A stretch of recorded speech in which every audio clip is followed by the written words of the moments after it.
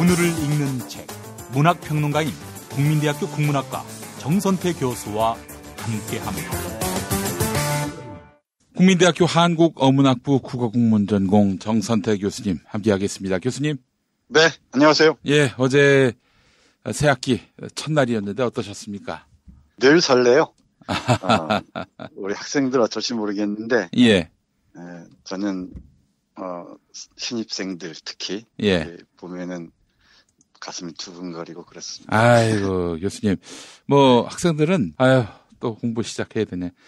한 90% 이상은 상당히 스트레스로 새학기를 맞는다는 점은 잊지 말아주시고. 그럴까? 아이, 그럼요. 교수님은 워낙 공부를 잘하셨으니까, 새학기가 뭐 즐거우셨겠지만, 8월에 학생들은 아마 상당한 부담감으로 또 시작을 했을 거라고 생각하니까. 아니에요. 아닙니까? 요즘 달라졌습니까? 아니, 우리 학생들은 눈동자가 빠릿빠릿하고요. 즐거움이 가득해요. 알겠습니다. 예. 그냥 믿겠습니다, 이제. 아니, 사실은 이제 뭐 수업의 부담감도 그렇지만은 또 8월에 학생들이 또 요즘엔 또 자기 빚을 내가지고 공부하는 경우도 많고 그러니까. 그래요. 그 삶이 좀 황폐해졌기 때문에 새학기를 맞는 기분이 그렇게 썩 유쾌하지만은 않을 것이다. 사실 제가 학교 다니던 때가 한 20년 이전입니다만은 그때는 빚 걱정 안 했거든요. 어떻게든 나이가 등록금은 알바를 하는 경우는 있었지만 알바도 일종의 어떤 여가선용 정도였는데 요즘엔 아주 필사적이에요. 예. 그러게요. 그게 저도 참 이해하기가 어려운 게 분명히 상대적으로 풍요로워진 건 맞지 않습니까? 예. 예전에 비해서 돈도 많은 것 같고. 예. 그런데 점점 이렇게 힘들어지고 뭔가에 쫓기듯이 살아가는지 모르겠어요. 근데 아마 제가 학교 다닐 때는요, 졸업하면은 어디 일자리를 얻어가지고 번듯한 생활인이 된다는 것에 대한 일고의 의심도 없었던 것 같습니다.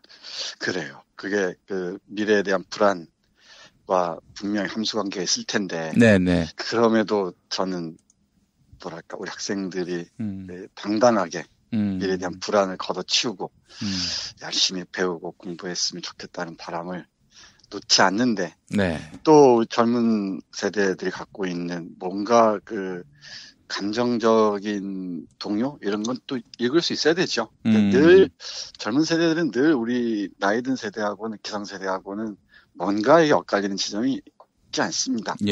그걸 어떻게 읽어낼지 제 몫이기도 하고요. 아무튼 이번 학교 학생들하고 열심히 한번 대화해 보겠습니다. 예. 있는지. 교수님, 하여튼 감사합니다. 예. 네. 자, 오늘 신창호 선생이 번역한 사서 삼경이죠? 삼경은 아니고요. 사서 중에서 어제 대학 조금 말씀드렸고, 오늘은 논어에서 제 눈길을 사로잡은 문장들 몇 개 보려고 합니다. 신창호 선생은 한학을 오랫동안 공부하셨는데 주로 이 현대적 의미로 독해하는 데 신경을 많이 쓰시는 것 같고요. 주목할 만한 게 매주 일반 시민을 대상으로 동양 고전 특강을 하고 계신다네요. 그게 저한테는 참 단연 돋보입니다. 혼자 골방에 갇히는 게 아니고 시민들과의 접촉면을 늘려가면서 이 고전이 가진 의미들을 새롭게 발견해 나가는 작업, 대단히 의미 있는 일이죠. 그게 공부한 사람들이 세상과 소통하는 방법이기도 하고 어제 말씀드렸듯이 공공재인 이 지식을 이렇게 나누는 방법이 아닌가. 그리고 이 나눌수록 커지고 깊어지는 것도 사실인 듯합니다. 그런 점에서 신창호 선생의 사서 번역은 저한테 잘 다가와요. 제가 몇 개의 번역을 읽었는데 전 도올 선생 번역도 좋고요. 도올 선생 번역은 선생의 그 해석이 많이 가해져서 텍스트 비평이 아주 촘촘해서 그런 맛들이 있고 또 도올 선생 특유의 그 수사 네트워크 있지 않습니까? 그걸 읽는 재미도 있습니다. 이 영어로 번역된 걸 다시 번역한 버전도 봤는데 그런 것에 비해서 신창호 선생 번역이 훨씬 잘 다가오는 것 같습니다. 아무래도 이 한글에 대한 이해가 깊어서 한글 문장에 대한 이해가 깊어서 그렇지 않은가 싶은데. 그렇죠. 사실 그 외국 문학을 다루는 교수님들 보면은 우리말에 대한 조예가 아주 깊어요, 보면은. 네, 그래야 맞고요. 네.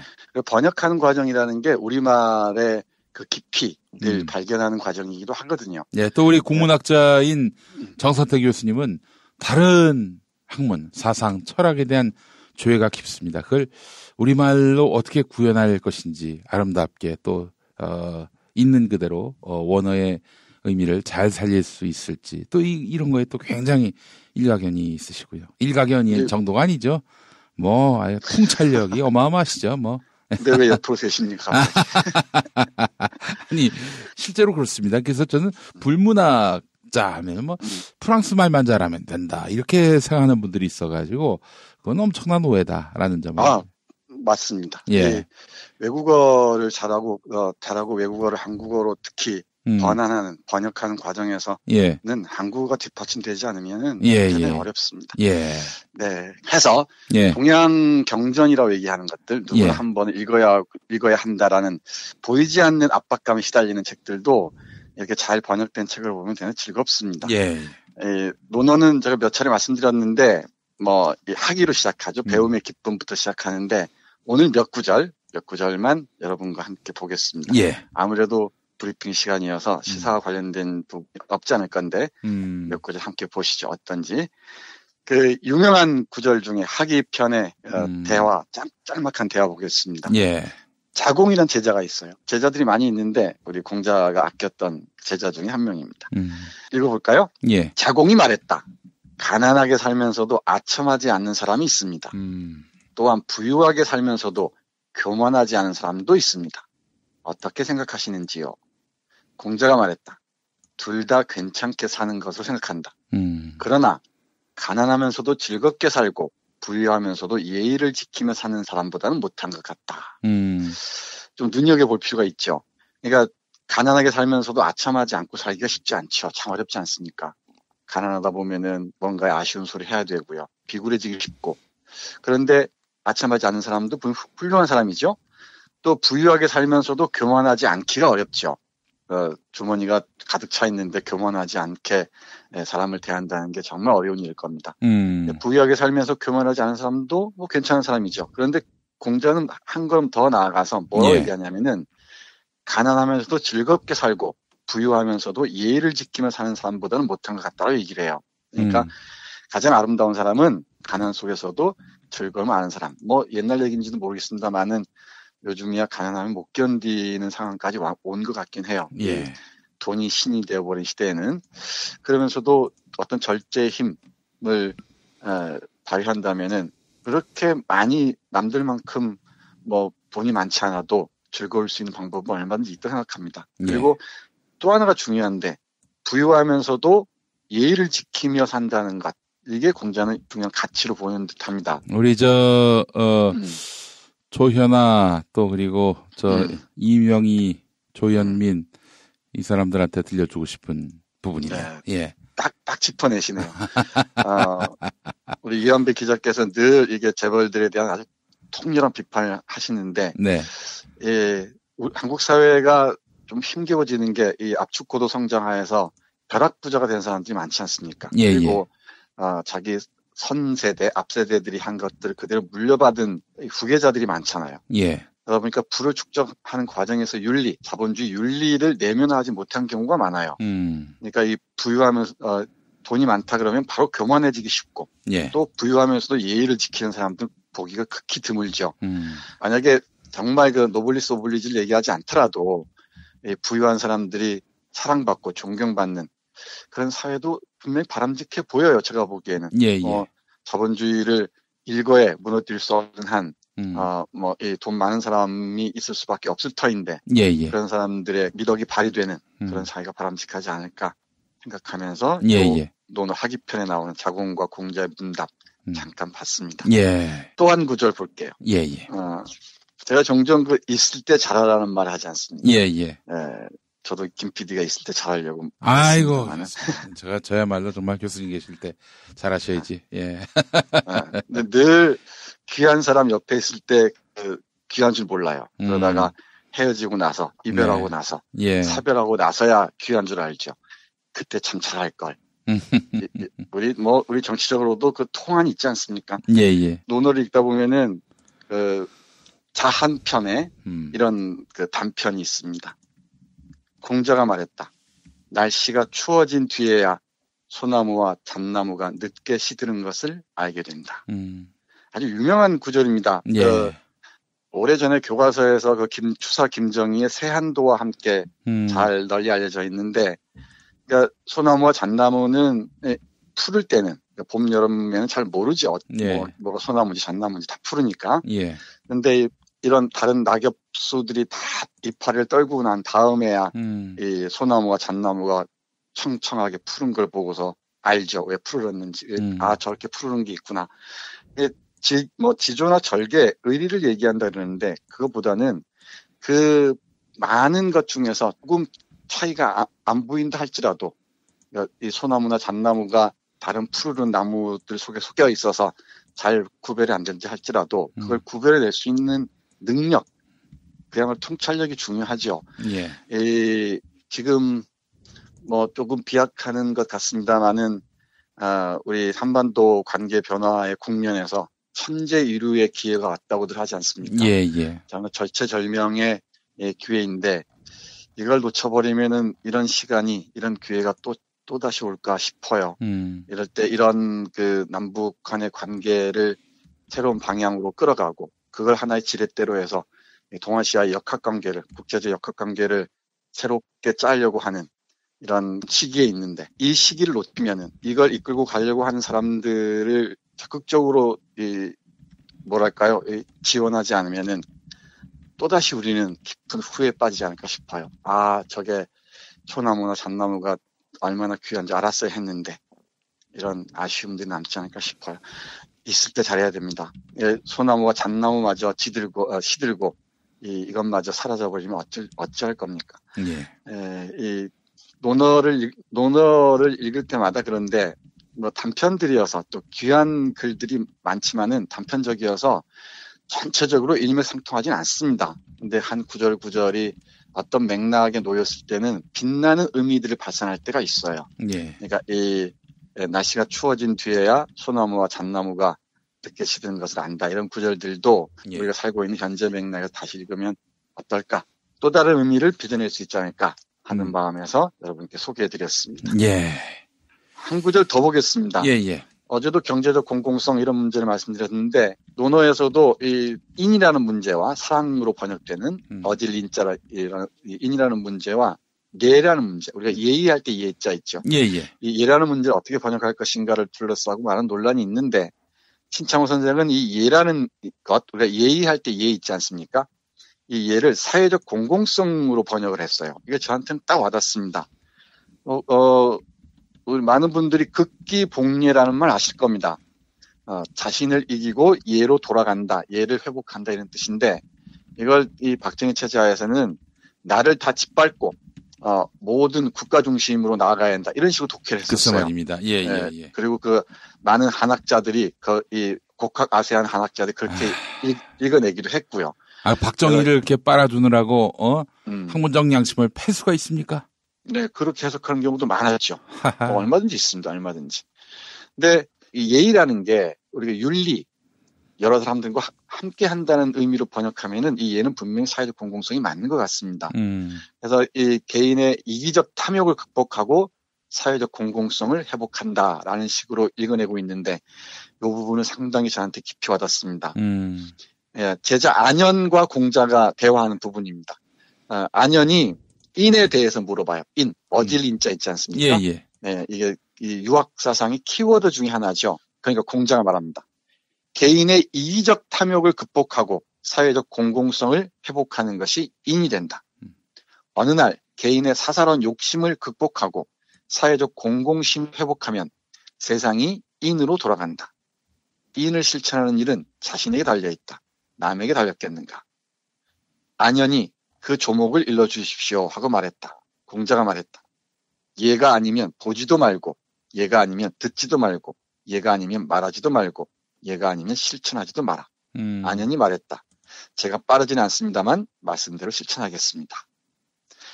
명구절입니다. 만약에 이 예라는 말을 사회적 공공성이 아니라 그냥 우리가 어른들에게 지켜야 할 예의, 그리고 국가에 바쳐야 충성 이런 식으로 번역했다면은 정말 고리타분할 뿐만 아니고 위험하기까지 했을 겁니다. 그런데 현재 맥락에서 이 예를 사회적 공공성으로 번역하는 순간에 전혀 다른 의미를 생성해내죠. 이런 그 고전 다시 읽기 의미가 번역을 통해서 이렇게 다시 또 우리에게 다가오지 않은가 싶기도 합니다. 예. 개인의 이기적 탐욕을 우리가 뭐 피치 못할 우리 인간의 본능이라고 얘기하는데 이른바 호모 에코노미쿠스를 얘기 많이 하지 않습니까? 근데 이기적 탐욕이 우리의 모든 판단을 좌우하는 것 같기도 하지만은 우리 이완배 기자가 늘 행동경제학 얘기하면서 말하지 않습니까?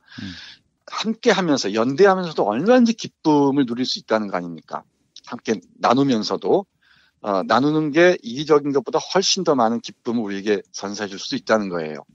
자신에게 경제적으로 손해가 이렇게 뻔한데도 그 손해를 감수하면서 달게 받아들이면서까지 다른 사람과 함께하고 참여할 때 우리의 기쁨은 훨씬 더 커지고요. 그게 사회적 공공성을 회복하는 과정으로 나아가는 길목을 열 테고 그게 또 다른 나를 발견하는 결정적인 계기가 되지 않을까 싶습니다. 이 극기복례 사상을 사회적 공공성을 회복이라는 맥락으로 읽고 번역한 이 구절은 여러분과 꼭 함께하고 싶습니다. 네, 또 다른 구절, 이 공자가 정치에 대해서 어떤 생각을 했는지 안연편에서 자공과 공자의 대화 잠깐 들어보시겠습니다. 예. 자공이 정치에 대해 물었다. 공자가 말했다. 식량을 풍족하게, 군대를 튼튼하게, 백성이 믿게 하는 것이다. 자공이 물었다. 부득이하게 이 셋 가운데 한 가지를 포기해야 한다면 어느 것을 먼저 버려야 합니까? 공자가 말했다. 군대를 감축해야 한다. 자공이 물었다. 부득이하게 나머지 둘 가운데 한 가지를 포기해야 한다면 어느 것을 먼저 버려야 합니까? 공자가 말했다. 식량을 풍족하게 만드는 정책을 버려야 한다. 옛날부터 사람은 모두 죽기 마련이다. 하지만 백성에게 믿음을 주지 못하면 나라가 존립할 수 없다. 네, 아주 유명한 구절입니다. 예. 정치가가 해야 할 세 가지 조건을 공자가 말합니다. 자공의 질문에 대해서. 예. 백성들을 경제적으로 풍요롭게 하는 건 중요하죠. 식량을 풍족하게 하는 것. 그리고 한 나라를 방위하는 것도 중요하죠. 군대를 튼튼하게 하는 것. 예. 그리고 무엇보다 중요한 것은 백성이 정치가를 믿게 한다는 것입니다. 이게 이 논어의 중요한 구절 중에 하나인데요. 민무신분립이라는 구절입니다. 백성은 믿음이 없으면은 서지 못한다. 존립할 수가 없다는 겁니다. 근데 이 세 가지 가운데 가장 먼저 없애야 한다면, 포기해야 한다면 뭘 포기하겠습니까? 라고 물으니까 공자가 군대를 줄여야 한다고 얘기합니다. 군대를 감축하는 게 정치가가 선택할 가장 먼저라는 것이죠. 그리고 또 풍족하게 사는 것과 신뢰를 얻는 것 중에 포기해야 한다면 어떤 걸 먼저 포기해야 되느냐라고 물으니까 풍족하게 하는 것, 이걸 먼저 포기해야 된다. 왜냐? 백성에게 믿음을 주지 못하면 나라가 존립할 수 없기 때문이라고 얘기합니다. 네, 이 정치가들이 정말 가슴 속에 새겨야 할 구절이 아닌가 싶어요. 경제 얘기하는 작자들이 많습니다.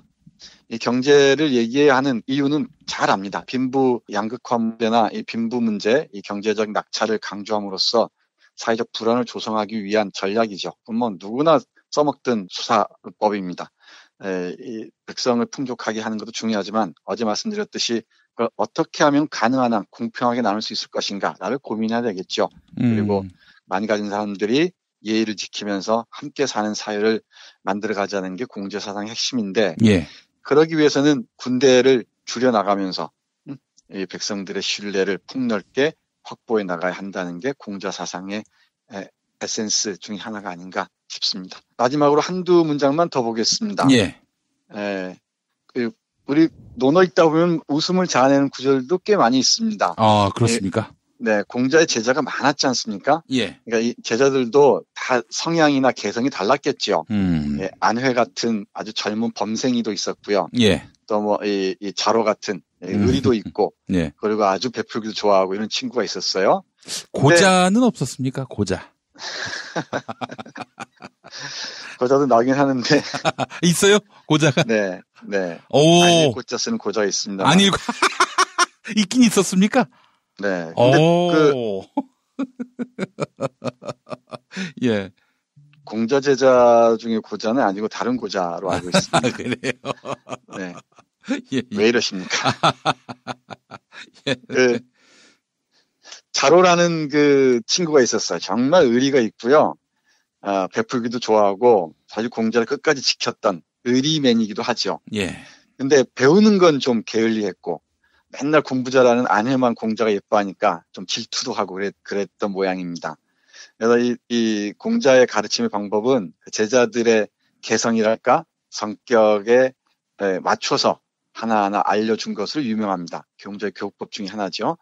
이 논어 17장 양화편에 보면은 공자가 자로에게 어떻게 배워야 한다라는 얘기가 유명한 게 있습니다. 뭐 공자 사상 논어를 관통하는 키워드가 배울 학자죠. 그 배움의 기쁨인데 공부 안 하고 맨 의리만 강조하고 쌈박질만 하도 아니고 또 용감하고 이렇긴 한데 배우는 걸 별로 안 좋아하니까 공자가 얘기를 합니다. 잠깐 볼까요? 예.